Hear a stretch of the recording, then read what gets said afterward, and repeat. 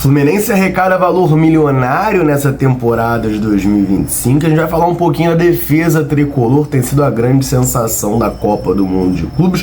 Mais um desafio contra um gigante europeu que o Fluminense não sai vazado. Além disso, tem transferência na Europa que vai fazer pingar um dinheiro no Fluminense e tem jogador. Já teve muito na mira tricolor, é um grande sonho da diretoria que deve estar sendo negociado. Será que vai ser um reforço para o Flusão? A gente vai falar bastante sobre isso e muito mais nesse vídeo aqui. Desde já eu te convido a deixar o like, a se inscrever aqui no canal, a ativar o sininho para não perder nada. Depois da vinheta a gente vai falar muito do Fluminense. A classificação do Fluminense para as quartas de final da Copa do Mundo de Clubes não foi boa somente no aspecto dentro de campo. Financeiramente falando, o Fluminense arrecada com esse valor uma premiação milionária e já é o segundo clube brasileiro a ganhar mais dinheiro com premiações na temporada de 2025. A Netflu fez esse levantamento e o Fluminense fica em segundo lugar, perdendo justamente para o Palmeiras, que também chegou nas quartas de final da Copa do Mundo de Clubes. O Fluminense conseguiu arrecadar só nessa competição 220 milhões de reais, né? A gente só pela participação na fase de grupo já pegou 15 milhões de dólares, aí tinha 2 milhões por cada vitória.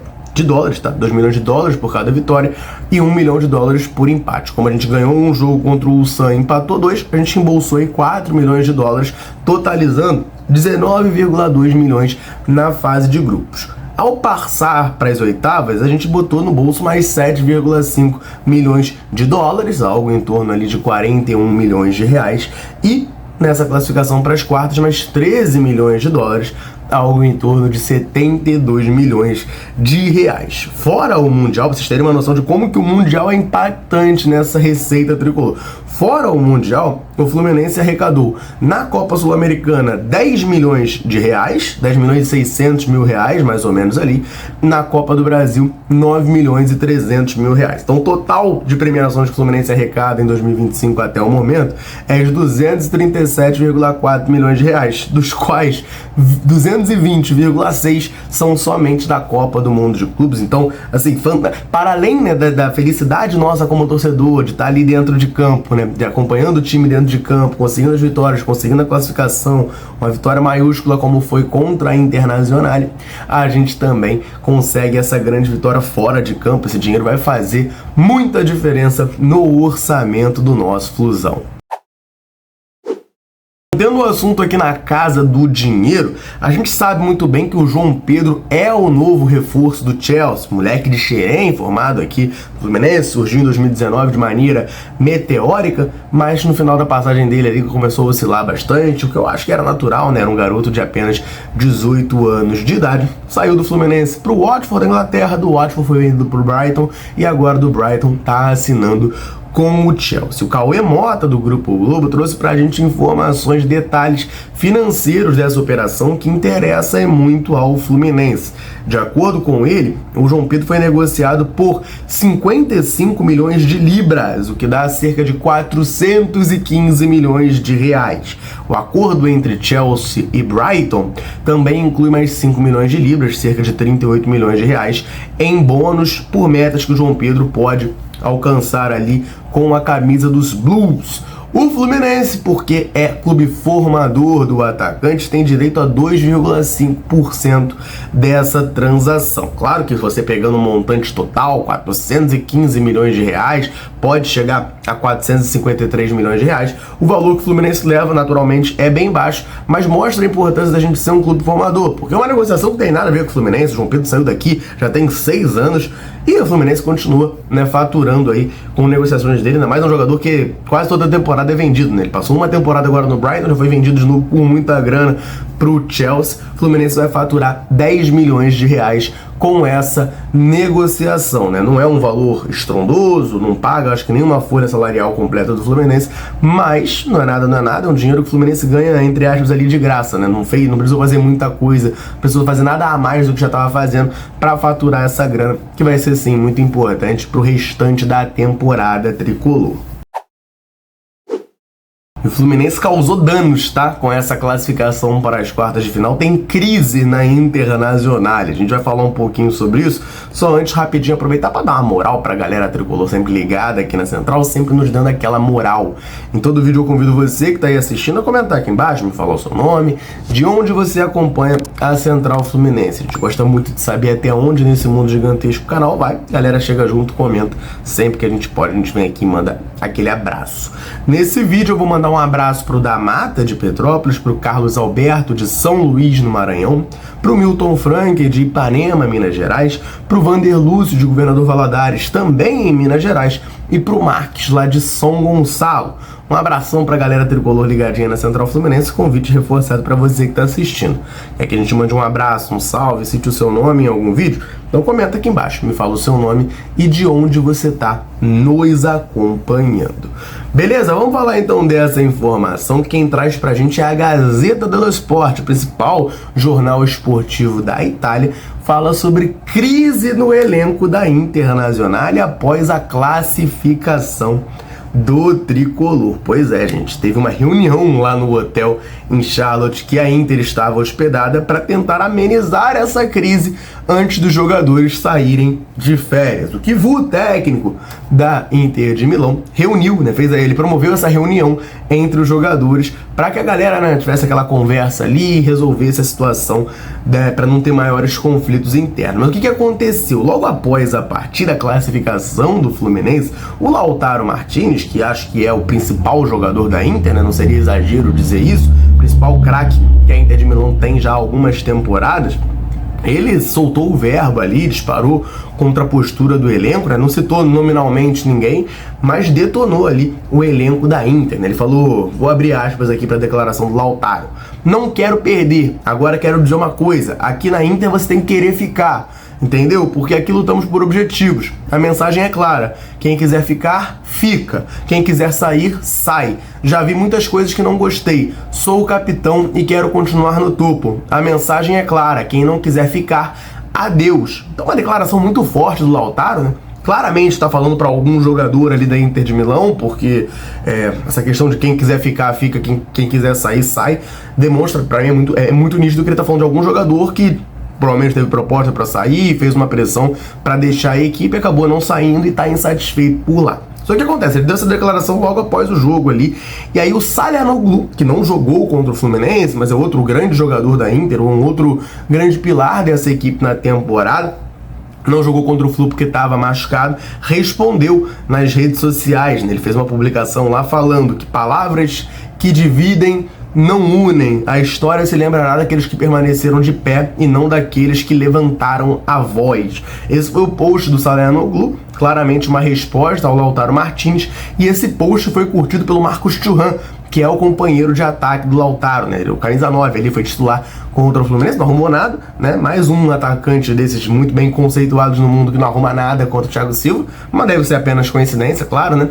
E ele também curtiu esse post. Então um clima bem ruim rolando lá na Internacional após essa derrota para o Fluminense, a classificação tricolor para as quartas de final da Copa do Mundo de Clubes. Dia 4 a gente vai jogar lá em Orlando, inclusive estamos aqui, né? Estou a caminho de Orlando, estou em Charleston, que é meio do caminho ali de Charlotte para Orlando. Hoje devo chegar lá em Orlando. Inclusive o próximo vídeo aqui da Central, o vídeo que você vai assistir hoje à noite, se tudo der certo, já vai ser gravado diretamente de Orlando, onde estaremos para acompanhar, se Deus quiser, mais uma grande vitória do Flu, a classificação contra o Al Hilal.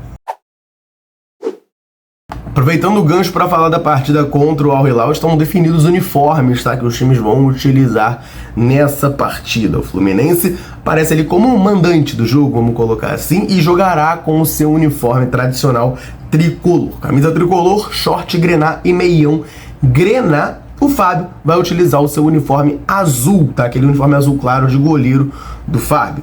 Árbitro do jogo de camisa amarela, e o Al Hilal vai jogar todo de branco. Camisa branca, short branco, meião branco. Goleiro do Al Hilal, o Bono, vai utilizar um uniforme completamente laranja. E pra galera que acompanha as lives aqui da Central já sabem, né, do posicionamento que eu e principalmente o Daniel temos quanto a isso, né? Goleiro usando camisa laranja, cor chamativa, assim, é péssimo, tá? É fácil pro atacante, o atacante localiza muito fácil o goleiro. A gente sempre criticou muito quando o Fábio usava aquele uniforme laranja, agora, ó, o Bono, é um grande goleiro, é verdade, é um grande goleiro, tá fazendo uma grande Copa do Mundo de clubes, mas vai utilizar esse uniforme laranja, pode ser algo ali pro Germancano explorar, pro John Arias explorar, é fácil, né, de localizar. É uma camisa muito chamativa, então é fácil do atacante, às vezes, recebe uma bola, abaixou a cabeça ali um pouquinho pra ver onde tá a bola, levantou ali pra olhar pro gol, localiza fácil o goleiro adversário. Então tá aí, ó, se você quer fechar com a gente, é uma vantagem pro Fluminense. Enfim, brincadeiras à parte, sexta-feira, às 3 da tarde, vai ter Fluminense e Al Hilal, quartas de final da Copa do Mundo de Clubes. E o Renato Gaúcho, todo mundo sabe, né, fez uma mudança tática muito importante pro jogo contra a Inter, colocou 3 zagueiros, espelhou o esquema do adversário. Eu confesso pra vocês, né, confesso não, né, porque você que assistiu o vídeo antes do jogo viu a minha opinião, mas eu não tava muito satisfeito com essa mudança, fiquei com um pouco de pé atrás. Felizmente, é por isso que eu tô comentando e o Renato tá lá na beira do campo sendo treinador do Fluminense. Tava certo, o Fluminense ganhou, passou de fase. Eu adoro quando eu dou uma opinião contrária a alguma coisa do Fluminense. Se tô errado, o Fluminense ganha o jogo, né? Eu fico muito feliz. Foi o que aconteceu. Renato Gaúcho realmente provou que essa ideia dele de colocar 3 zagueiros, colocar o Bernal, colocar o Inácio para aumentar a estatura, ajudaria e muito o Fluminense. Foi o que aconteceu. Aliás, o Inácio, fazer a justiça aqui, não era nem a pauta, não é nem falar do Inácio, eu vou falar de uma declaração do Freitas na coletiva, mas eu quero aproveitar o momento para falar. Jogador que eu critiquei muito a vinda, não acho bom jogador, não gosto do Inácio, mas eu tenho que dar o braço a torcer que os 2 últimos jogos do Inácio com a camisa do Fluminense são coisa de cinema. Renato Gaúcho fez o Inácio parecer o Baresi. O Inácio contra a Internacional de Milão, quem ganha o prêmio de melhor em campo da FIFA foi o Arias, mas para mim era para ser de novo o Inácio. Jogou muita bola contra a Inter, muita bola mesmo. Então fica aqui o meu elogio a ele, que foi titular nesse jogo. Mas falando da coletiva que o Freitas concedeu, ele falou um pouquinho sobre essa mudança tática, né? Se teve uma surpresa ali por parte dos jogadores. E aí ele respondeu e tocou em alguns pontos que eu acho interessantes aqui sobre o trabalho do Renato Gaúcho. Vou abrir aspas aqui para o nosso camisa 22. Não nos surpreendeu, Renato nos acostumou a mudanças, troca bastante os jogadores, tenta dar oportunidade a todos. Ele foi jogador, sabe que confiança é muito importante. Não me surpreendi porque ele toma as decisões e sempre é por algum motivo. Ele acreditou que nós poderíamos ganhar assim e que bom que ganhamos. A verdade é que esse grupo está muito unido e vamos seguir lutando. Tá aí a declaração do Freitas, aí algumas coisas aqui, né? Ele fala que não surpreende a mudança porque o Renato acostumou o elenco a isso. E é verdade, se parar pra olhar, o Fluminense não repete a escalação. Ele ia repetir contra o Mamelodi a escalação do jogo contra o Borussia. Mas aí o Thiago Silva foi poupado por uma questão física ali e aí jogou justamente o Inácio, que foi eleito o melhor em campo. Mas fora isso, todas as escalações diferentes. Jogou um time contra o Borussia, jogou outro contra o Ulsan, contra o Mamelodi teve essa mudança e um outro diferente agora contra a Inter. Vamos esperar para ver, inclusive, como é que vai ser o time do Fluminense para enfrentar o Al Hilal nessas quartas de final. Mas essa rotação do elenco que o Renato faz é importante porque mostra claramente que ele estuda o adversário e que ele tenta entender as forças da outra equipe para neutralizá-la. Então monta um Fluminense de acordo com cada adversário. Isso eu acho muito positivo, tá? Pro time do Fluminense. Mas uma outra coisa que ele fala é sobre a rotação de jogadores, né? Não necessariamente do esquema, que o Renato tenta dar oportunidade para todo mundo e que entende que confiança é muito importante. De fato, né, cara? O jogador precisa estar confiante, o jogador tem que estar entendendo, sentindo parte desse elenco, né? Sentindo uma peça importante. E o Renato consegue fazer muito bem isso. Você vê, o Bernal estava um tempo machucado, foi titular agora contra a Inter. O Inácio voltou, jogou. Canóbio joga, Serna joga. Tem muita rotação ali na ponta esquerda também. Todo mundo participa, né, desse elenco do Fluminense, todo mundo joga. Então todo mundo fica mais chocado, naturalmente. Você pode falar, não, o jogador tem que ser profissional, ele é reserva, mas ele tem que estar lá lutando pelo espaço dele e tudo mais. Cara, no campo das ideias é lindo isso.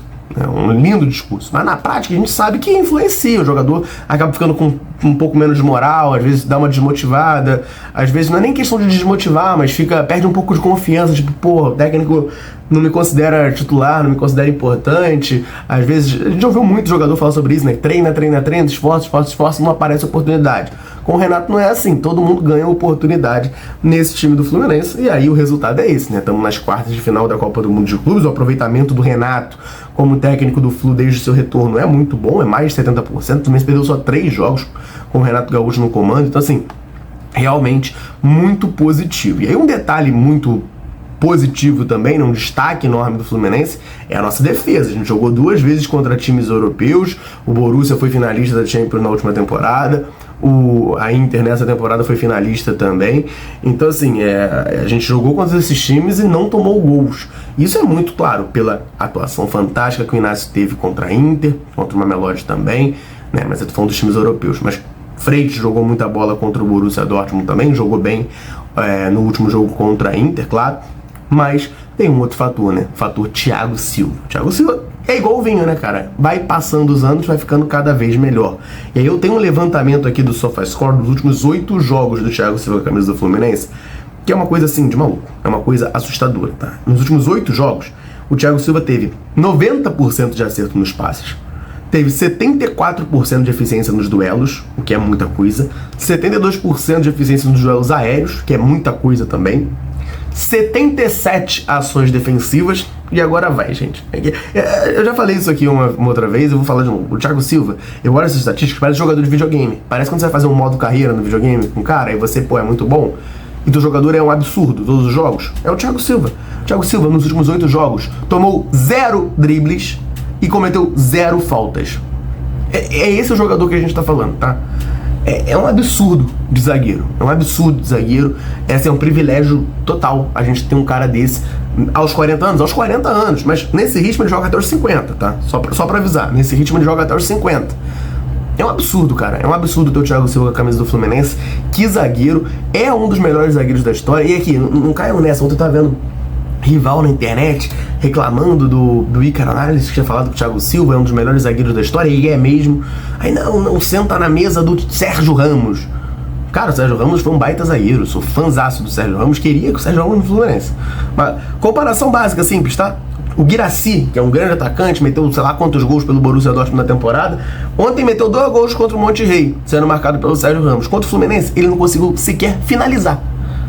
Isso acho que já ilustra muito bem a diferença. O Sérgio Ramos foi um baita zagueiro, mas o Thiago Silva é outro nível. É porque escolha de carreira do Thiago Silva, ele foi pro Milan, PSG, depois pro Chelsea, ele não jogou no Real Madrid, no Barcelona, então a gente sabe, né, que a galera se pauta muito pro Real Madrid e Barcelona. E como o Sérgio Ramos jogou lá e o Thiago Silva não, o Thiago Silva não foi melhor do que o Sérgio Ramos. Gente, o Thiago Silva não foi melhor que o Sérgio Ramos, não. O Thiago Silva foi muito melhor que o Sérgio Ramos. Isso não é demérito pro Sérgio Ramos, não, tá? É mérito mesmo pro Thiago Silva. Que zagueiro que a gente tem e o futebol brasileiro teve nesses últimos anos. Inclusive, essas estatísticas aí foram levantadas pelo SofaScore. Você pode ter acesso a elas e estatísticas de outros jogadores, acompanhar as partidas tanto da Copa do Mundo de Clube, mas dos outros campeonatos também em tempo real pelo aplicativo. É só você correr no comentário fixado desse vídeo aqui, lá vai ter o link para você clicar e baixar. Será que vem um reforço de peso para o Fluminense nesse segundo semestre? O jornal The Sun, lá da Inglaterra, dá conta de que o Richarlison está de saída do Tottenham. A gente sabe muito bem, né, que o Richarlison passou pelo Fluminense aqui em 2016, 2017. É um cara que criou muita identificação e que o Fluminense tem interesse ativo em repatriá-lo. No começo do ano, o Fluminense tentou, e o Mário Bittencourt falou abertamente sobre isso, contratar o jogador. Naquela altura era um empréstimo com uma opção de compra, o Tottenham acabou não topando. Os valores apresentados pelo Fluminense não agradaram o clube inglês. Mas agora o que acontece? O Tottenham trocou de treinador, mesmo com o título da Liga Europa, o Ange Postecoglou, eu não sei falar o nome dele, tá? Mas aquele técnico lá do Tottenham saiu e eles agora contrataram o Thomas Frank.